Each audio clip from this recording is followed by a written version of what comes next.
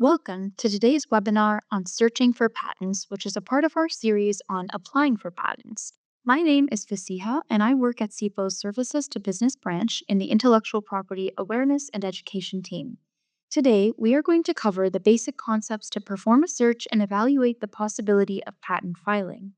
Searching inventive concepts of any given invention will likely save time and money if the result was that the invention is already known and help build confidence that the alleged invention is truly worth engaging the path of patent filing. Over the next few minutes, I'll answer the following questions and explain the patent fundamentals to be aware of before performing a search, the basics you need to know in order to perform a search, and what free tools exist out there that can be used to perform a search, and finally, what type of search you actually need to perform to find what you're looking for. So, first, let's see what the different patent fundamentals are and what you need to know before you perform a search. So, before you file a patent application, there are three steps that you need to take. You need to learn about what a patent is, what can be patented, and you must perform a search. Not everything that exists under the sun can be protected by a patent. So, before filing for a patent, one must be sure that it can actually be patented. Once this first question is answered and your idea, your invention, is in the patentable category, you must perform a search to see if someone else had thought of this before you. But what exactly is a patent? Patents are legal protection provided by the government to exclude others from making, using, or selling the invention throughout the country wherein patent protection was asked for a limited amount of time, that is, which is 20 years from filing, and this is in exchange that your invention will be published for the greater good of promoting innovation. This is what we call the quid pro quo of patent protection. Then, there are the parts of a patent that are absolutely crucial. These include the description, which entails what the invention is about, but what is setting the boundaries of your invention and providing you with a monopoly is actually the patent claims. This refers to the part of the patent where the focus should be, as this is where the meat of the invention resides. A patent is an IP right that protects ideas that are inventions. For an idea to be patented, it must meet at least three main criteria set out in the Patent Act and patent rules, which are that it must have novelty, utility, meaning that it must be useful, and that it must not be obvious. The idea must be new, so the first one in the world. It must also be useful, meaning it must do something or perform something. And it must not be obvious, meaning that it must be inventive from the perspective of anyone who works in that specific field of technology. An idea could also be patented for being an improvement made on an existing technology as long as it's, again, new, useful, and non obvious. So before you patent your idea, you must make sure that it's actually better than what's already known. So today's focus will be on that it must be new and non-obvious. Searches must be performed accordingly before spending money on filing something that is already known. And in order to do that, you must perform a search on all that exists out there. But of course, you can't do that without first determining the point of invention, the inventive concept. So, what lies behind your idea? An inventive concept, or the point of invention, is the expression of what makes this idea so special that it would be worth filing for a patent. Once this concept has been put into words, you are now ready to perform a search and see if this idea is truly novel, meaning that no one has ever thought of it but you. It is now time to build a search strategy. Where will you search, and how will you go about it? Let's say that you invented a watch that has a new waterproof design that allows you to go deeper into water. How will you search for such watches, and what does your watch have that makes it different and unique? This will be what you will search for and therefore develop your strategy around. So, your invention is about a diving watch that has a more water resistant build. You should search for all kinds of watches to know what exists out there compared to your idea, and you should look for watches for sports in general, swimming in particular, and diving especially, but without limiting yourself to only that last one, as your watch could be used for diving, but it could also be worn at galas. Who knows? You will also want to search for your unique features such as water resistance, waterproof, and depth of water. And now that we have put down the key features, let's take a look at how to do this search. So, how is a search performed, and what is it that you need to know? Conducting searches is done basically the same way using almost any database. All search engines perform in very similar ways to one another. They all have a basic search feature, which is a word or a number search depending on the database. These support Boolean search operators, which are also called logical operators, and all of them have a more advanced or complex searching feature. However, despite having all of these similar ways of searching, each database has its own specific language, perks, and limitations as it is dependent upon the search engine used behind the user interface and its algorithm. Let's dive into these one by one. A basic search feature, or functionality, is the simplest one when simply looking for a word or a name to see if it even exists out there in the given database. A number search is pretty self-explanatory and allows to search by number. That is, of course, if the information you are looking for allows for such a search.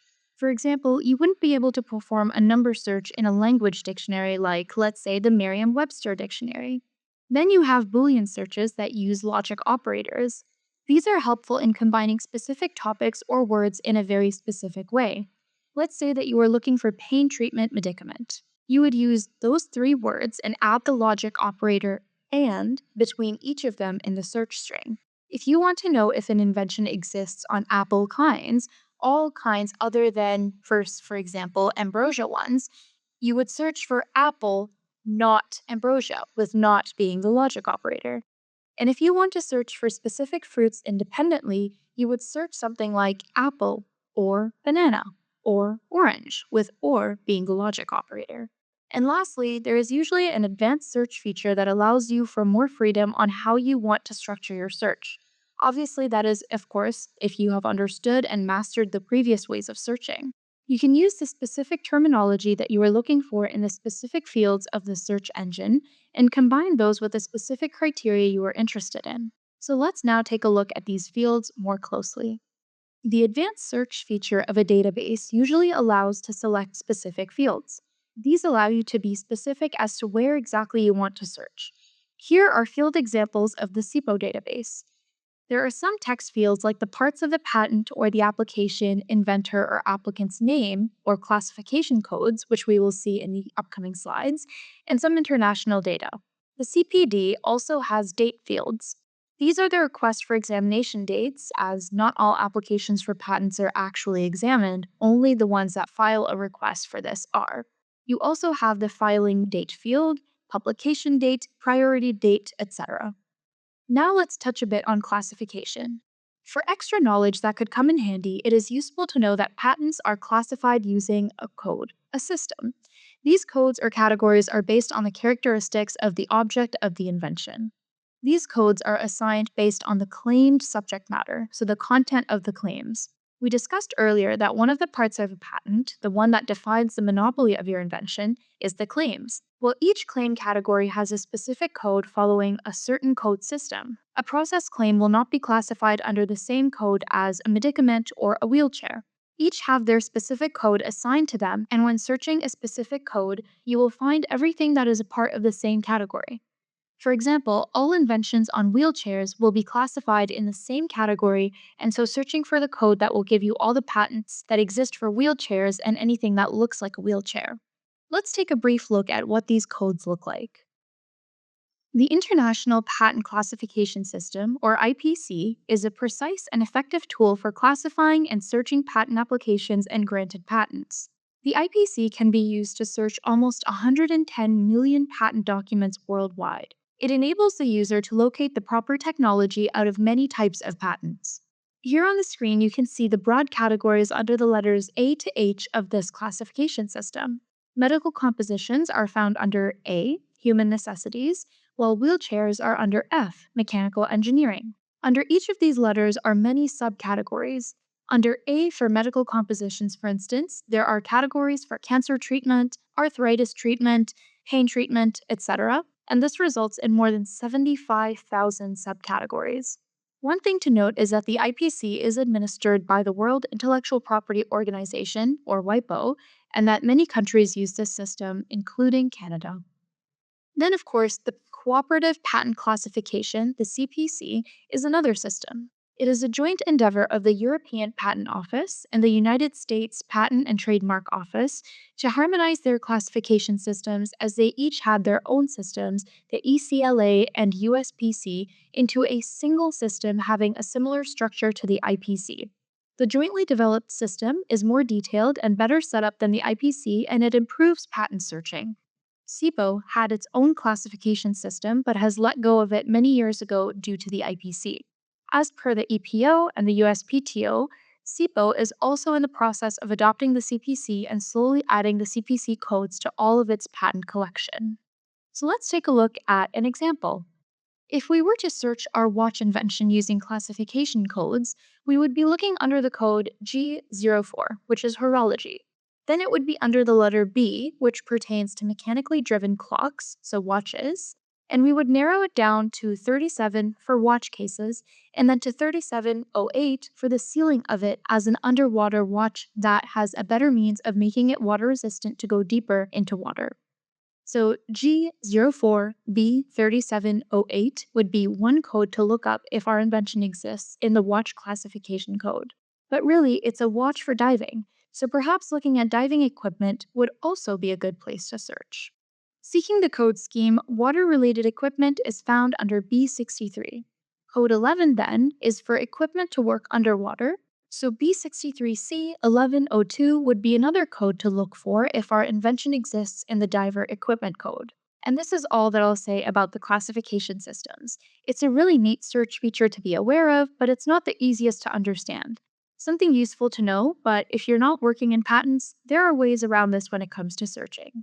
So let's explore some of those other types of searches that you can perform. When looking to know if someone thought of your invention, if your invention is already known, there are two main types of searches that should be performed to look for documents, what we call in the jargon prior art. One is searching patent literature, while the other one is looking for anything that is not related to patents, which is called non-patent literature or NPL. Patent literature includes searching every patent database available out there, the Canadian one, but also databases from other foreign countries, while non-patent literature includes any books, manuals, journals, or magazine articles, websites, conference pages, programs, etc. Each of these two categories of searches have their advantages and limitations. Patent searching is, of course, limited to patent-related documents. It allows you to search for inventors, but also applicants, so owners or companies. While for NPL, you can look for a specific author name if you know of a specialist in the field or a specific university that, let's say, has a really solid research department close in your topic of invention. Now, moving on to search tools, there are search tools out there to search for patents specifically, or NPL specifically, that are completely free to use. Since patent protection is specific to the jurisdiction where it is delivered, every country that has its own patent office also has its own patent database. CIPO is for Canada, the USPTO database is for the American documents, and the EPO for European documents. These databases will give you patent documents specific to these regions, but of course, there are free tools that exist to search more than one region at a time, and some of these are Google Patents and Free Patents Online. Similarly, for NPL, you can search each journal that you know of one at a time, or you can use one of the many free tools to search many NPL all at once by using something like Google Scholar or the American National Institutes of Health, or the NIH's database, through a tool called PubMed. So let's start off and see how you can use these. So what are the searching basics that you need to know before performing a search? We will explore this using the Canadian Patents Database, which is CIPO's search engine. The CPD is an online database to search for Canadian patents and patent applications all the way back to 1869. It can be done using the four main ways as discussed earlier. So that could be either a basic word or a term search, a number search, then of course the Boolean search with logic operators, and an advanced search feature. But more than this, the CPD also allows for various ways of searching using the 7 possibilities shown on the slide. We will go through each of these so that you can have a better understanding of how to go about them. The word search feature is pretty self-explanatory. You can search terms like someone's name, you can search a field of technology or a topic. When looking for a phrase or an expression, the search terms must be in quotation marks, otherwise the engine will search for all terms independently of one another. If you want to search for an expression, you need to tell the relationship to the search engine. So you can see the examples on the slide. Green apple, free amino acids. They're both in quotation marks, and perhaps you should try this the next time you search in Google or Ecosia for your own purposes and see what results you get. The CPD tool also comprises index terms, meaning that you can search for only one term and the tool will also search for equivalent words of that term, all the words that are, indexed in that CIPO database. So if you look for the term airplane spelt with AIR, the tool will also search for aeroplane spelt with AERO. Similarly for color with a U versus color without a U, and sulfur spelt with an F versus sulfur spelt with a PH. The CPD also looks for plural forms of any singular word searched as the plurals are indexed. So if you look for apple singular, you see that the amount of hits is a little higher than when looking for apples in the plural form, meaning that any application that contains the word apple or apples is retrieved in the one single search. This can be proven by trying to see if some were missed and using the Boolean operator or between the two apple terms, and the result is the same as when looking for apple in the singular form. When looking for apples in the plural form, you are specifically asking for that apple term with an S, so that explains the few documents missing. Most probably, that word is never used in those plural forms. Now on to fuzzy searches. These are there to help you discover terms that are similar to a term that you want to look for, but not exactly the same as the term searched. It is also helpful to search for terms within an expression or phrase that you are unsure of the spelling of, or that can have more than one spelling and might not be indexed as such in the database. So you want to be proactive and look for all of these possibilities without having to spell out each one you can think of. This is done using the tilde symbol. So fiber, for example, can be spelled Fiber or Fibre. And similarly, anemia can be spelled with an EA or just an E. Organized can be spelled with an S or a Z, and the list goes on and on and on. So Rome followed by the tilde sign gives you Rome singular in plural form, but it also gives you foam as well. And if you want to limit the number of iterations, you can add a number of desired iterations with the distance feature of the fuzzy search on. And you can see this in 2b on the slide. So we have seen the tilde symbol used with a term, a single word. Now here is how to search for a phrase or an expression. We have seen that when looking for a phrase, the terms have to be in between quotation marks. So the trick is to simply add the tilde symbol after the closing quotation mark and add a numeric value of how far apart you want the engine or search tool to look for these words. In the example shown, we are looking for any coil gauge found in something, used with something, anything related to a gauge made with a coil. Because of the indexing of these terms, the CPD has revealed all kinds of wording. Gauge with an AU, but also gauge just with an A. Coil and coiled. And then it looked for anything that had these two words at a maximum of 3 words of distance from each other. And you can see the search results as shown in the blue box that includes crossed coil gauge, coiled springs gauge, etc. Then there is the use of operators. Logical operators allow you more control over your search. They permit you to have more meaningful results when the previous attempts didn't achieve what you wanted, what you were looking for, and that you got all kinds of weird documents completely unrelated to your topic. Always remember that if you don't put any operator or if you add a comma between your search terms, the search engine will take it as an AND operator. Let's take a look at an example. If you are looking for a mouse to use with your computer, you don't want to see documents on mice. So you would search for a mouse that is not an animal or a mammal. And if you look closely at the slide's other example, you see that looking for motor and boat didn't reveal the same amount of hits as boat and motor, meaning that the expressions motorboat and boat motor are different and might not pertain to the same field of technology. And so, showing the order of how you look for search terms might be important. So, overall, showing the order of how you look for search terms might just be an important consideration. Here is another way to exemplify how logical operators work. In the middle section, you see that the operator OR is inclusive. The two circles are completely grayed out, while AND limits the search to both terms found together, so only a tiny part of the diagram is grayed. And a search using the NOT operator excludes completely the second term search. Now let's see how to search using search fields. Adding a specific field to your search term allows you to guide the search engine more specifically. You see on top of the slide the various text fields of the CPD. So let's get back to the watch that we invented, a diving watch that has a better water resistance.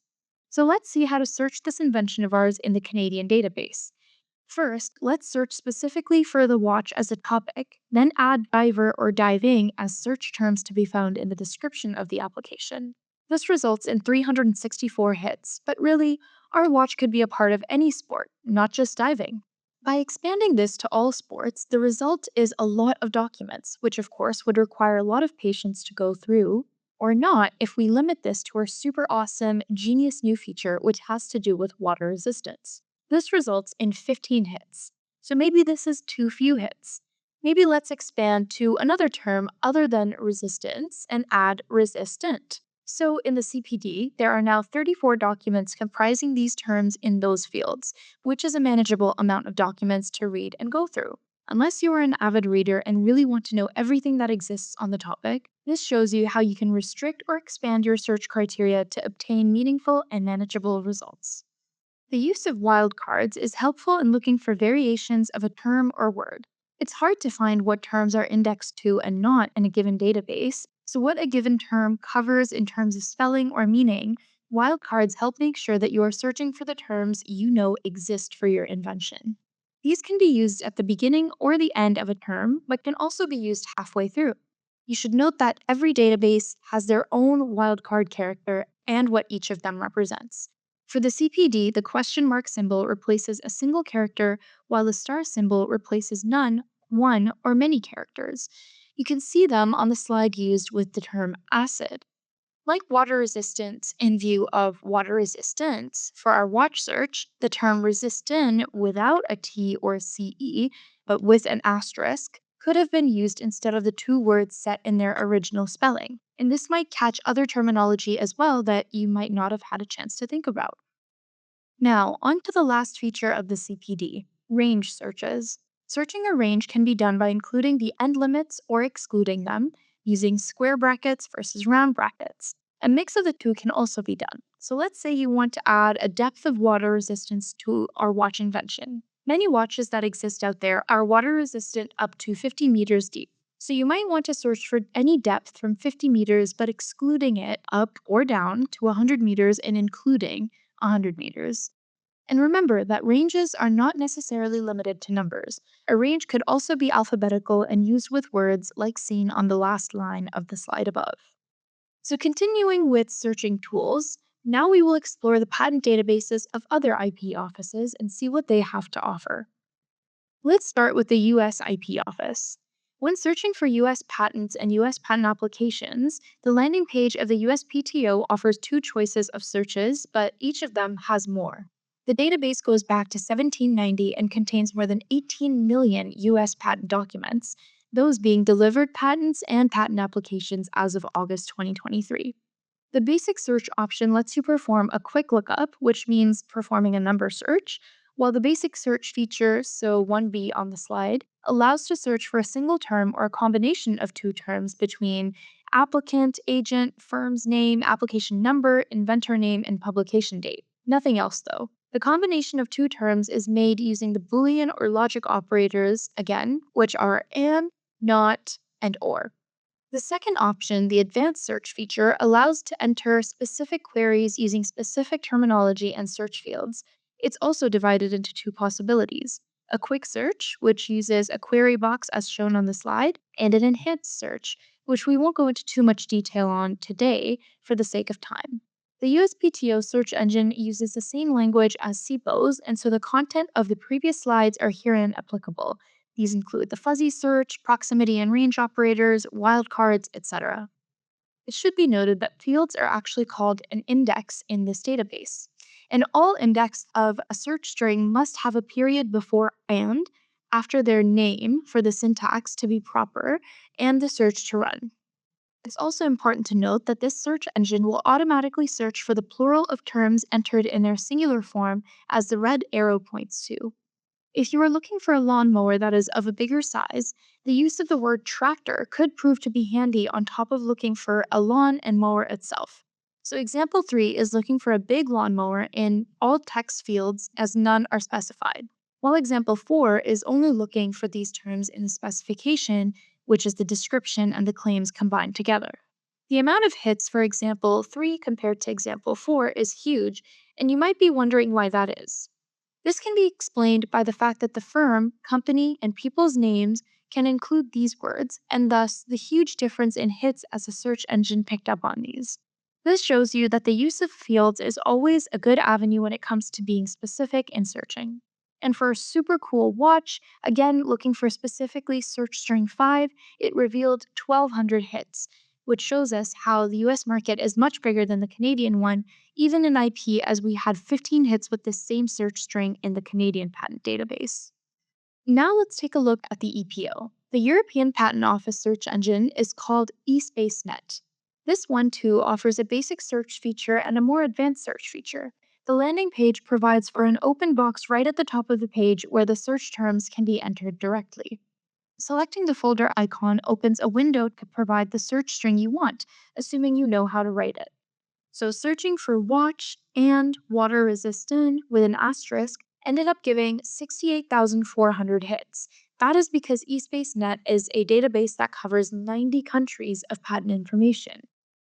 It is not restricted solely to EP documents. Like the CPD and the US, Boolean operators can still be used, as well there is a search field feature too. eSpaceNet has a very detailed guidance on how to go about the search engine, and these are well laid out under the Help tab in the navy bar. And toggling the Advanced Search button will get you to the Advanced Search feature of eSpaceNet. This is the advanced search feature with our deep water resistance watch search string. This string is looking for the word watch in all text fields, with water resistant with an asterisk in the claim field, and this is using the and Boolean operator between them. This string resulted in 3,700 hits. While you are entering your search terms on the left-hand side, the tool also provides the complex search string as you go on to the upper part of the page. And this is all I'll say about the EPO search engine for now, as it's all basically the same using logic operators, combining keywords and search fields, and all that jazz until you reach your goal and are satisfied with the resulting number of documents.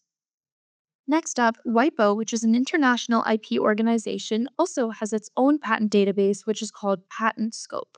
This contains patent documents from more than 75 countries and regional offices as of August 2023. It too has a basic search feature called a simple search and has a more advanced search feature that we will see on the next slide. The simple search feature allows for limited search fields as shown on the slide, but it's still useful if these cover what you are looking for.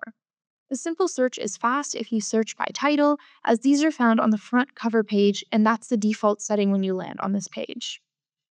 Now to the advanced search feature of PatentScope. On this menu, there are quite a few options.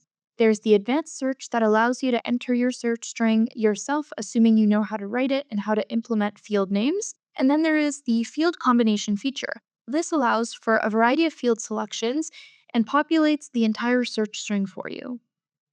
This is what the field combination screen looks like. And again, we're looking for a super cool watch in this field combination search shown above. To be consistent with our prior searches, we are looking for the term watch in any text field, limited here to just English as WIPO has 10 accepted languages for filing patent documents. The term watch here is in combination with water and resistant, again with an asterisk, and it resulted in 2,100 results. The first one of which is shown here and is a European application. And this covers the last of the IP organization search tools of this presentation. Now we will touch on a few search engines not made by IP offices, but that are also there to search for patents, and we'll see where to efficiently search non-patent literature. First off is the Free Patents Online website. This is a free search tool that allows you to search US, EP, German, and WIPO patent documents, as well as abstracts of Japanese documents, as these are available in English. As for the previous search engine, it has both basic and advanced search features. The basic search feature is called Quick Search, and the more advanced search feature is called Expert Search. The Quick Search has field boxes already drawn for you to be quick. Field searches are like application numbers, parts of the patent, various patent dates, and you can also add some IPC or CPC if you know them. The advanced search feature allows you to directly enter your search string in an open box. You can also select the type of documents you want the search engine to be looking for here. The lower part of this window provides you with the field language to use and its definition. as in that searching for phrase or expression is possible as long as you follow the proper syntax. Google has a similar search feature that is very intuitive called Google Patents.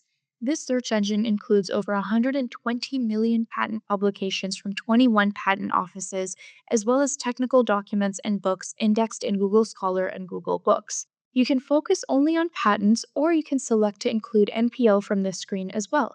For this presentation, we'll stick to just patents. Selecting the third icon brings you to the advanced search feature of this tool, which looks like this.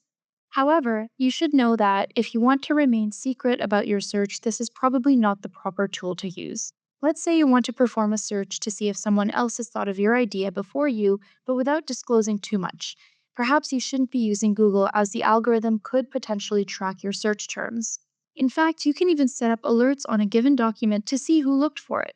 Let's say you just published a scientific paper and you want to know how many people read it or looked for it using Google. You can set up a Google alert so that Google keeps you aware of this type of data. But let's get back to our invention. Again, for a deep water resistant watch, this search is performed as shown. First, entering the term watch, hitting the blue button, and then adding the term water, and then the term resistant with a wildcard limiting it to claims only, and again hitting the blue button called add and condition. Or you can click the left-hand menu and do the same there, which also provides for the proper search string as shown at the bottom of the slide. This resulted, in this case, in over 100,000 hits. Okay, now enough about patents. Let's see how to search for non-patent literature. One free database to do so is also from Google and is called Google Scholar. The coverage here is vast, but it varies over time as it's highly dependent upon web availability. Google is not disclosing how their search algorithm works, and it's the same for Google Scholar. So the coverage is unclear, but it consists of journals, conferences, scientific papers, academia sources, books, and more. Here you can see the basic feature which lets you enter your search terms in the open box, and hitting the magnifier will provide you with the results. Clicking the three lines on the left of this box directs you to the advanced search feature. The advanced search feature allows you to be a bit more specific on how you want the tool to perform your search. So Boolean or logic operators can also be used in the various text entries as shown on the right-hand side of this slide. You can also search by author or publisher name if you know them, and you can also narrow down the search by date as well. Another free engine to search for NPL is the tool developed by the National Library of Medicine, or the NLM, which is a department of the National Institutes of Health, or the NIH, of the US. This tool is called PubMed and is maintained by the National Center of Biotechnology Information, or the NCBI. PubMed is a bibliographic database that contains 36 million references to journal articles in life sciences with a concentration on biomedicine. And here on the screen is the basic search feature with an open box to implement your search terms. But there's also an advanced search feature that allows logical operators to be used in various fields as per the previous search engines discussed. PubMed also allows for logical operators and the use of the wildcard star to search for variations of a single term. It also provides for some index what they call tags. Maybe you're confused with labeling, tags, index, fields, and all of these other terms that are being talked about, so let's summarize all of this. Just as a quick reference, if you ever come back to this presentation when performing a patent search, this slide is your cheat sheet for all the various wildcards for the various IP office search tools when searching for patents. CIPO and WIPO have the exact same wildcards used in the same way, while USPTO and EPO each have their own ways using specific symbols. Between the question mark and the star symbol or the asterisk, the dollar sign or the pound sign, there's a combination of a few different things at play here. And here is a similar cheat sheet, but for Google Patents and Google Scholar, as well as the NIH search engine PubMed to search for NPL. And as you can see, Google can help you be very specific on how to perform searches with so many possibilities of wildcards. So to wrap up, we have seen some patent basics, like it is the claims of a patent that secure the monopoly of your invention, and that's where the focus of your search should be. It's also important to narrow down the crux of your idea, the point of invention, so what your invention is all about, before diving into any search tools out there. We also covered how to perform a search and have seen some IP offices out there and their respective search tools to search for patents. And we have also seen some free tools to search for non-patent literature as well. Overall, this concludes the webinar on searching for patents, and I hope you have learned something valuable today and enjoyed this presentation. As always, to learn more about other topics related to intellectual property, I invite you to watch our other videos and register for our live webinars on the CIPO website. All of the resources, materials, and tools that I've talked about contain a wealth of useful IP-related content and are available in many different formats, including audio, video, text, and interactive on our website. As well, we are happy to guide you and give you as much information as possible on IP rights, but we cannot provide you with legal advice. All of the questions that you can see on this slide are unfortunately questions that require a legal opinion. And you might also require help in understanding complex topics, obtaining legal advice in case of infringement, or maybe even seeking an opinion on strategic positioning and searching advanced databases. And to that effect, there are groups and associations of IP professionals that you could turn to. To locate a licensed IP agent near you, you can contact the College of Patent and Trademark Agents, or the CPATA, which is the newly formed organization responsible for the management of IP agents.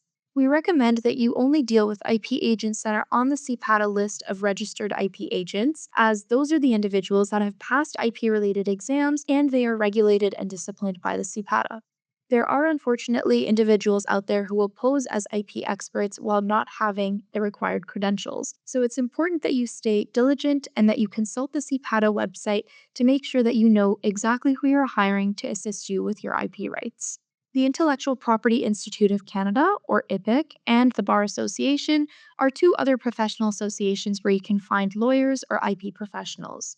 As always, please do not hesitate to contact us if you have any questions or need help finding any of the resources on our website. You can reach us via the contact information that you see here on screen. And you can contact our intellectual property advisors for more specific and tailored discussions to your needs by scanning the QR code shown here on screen. For general questions about IP, you can reach out to our customer service center either by phone or email. The toll-free number is also provided here. And lastly, I invite you to follow us on our social media profiles. We are on Facebook, YouTube, LinkedIn, and X. And I also recommend exploring the CIPO newsletter titled IP for Business News, where you can find information about new IP products, seminars, webinars, upcoming events, updates to the CIPO website, and more. Once again, thank you for watching, and I wish you have a wonderful rest of your day.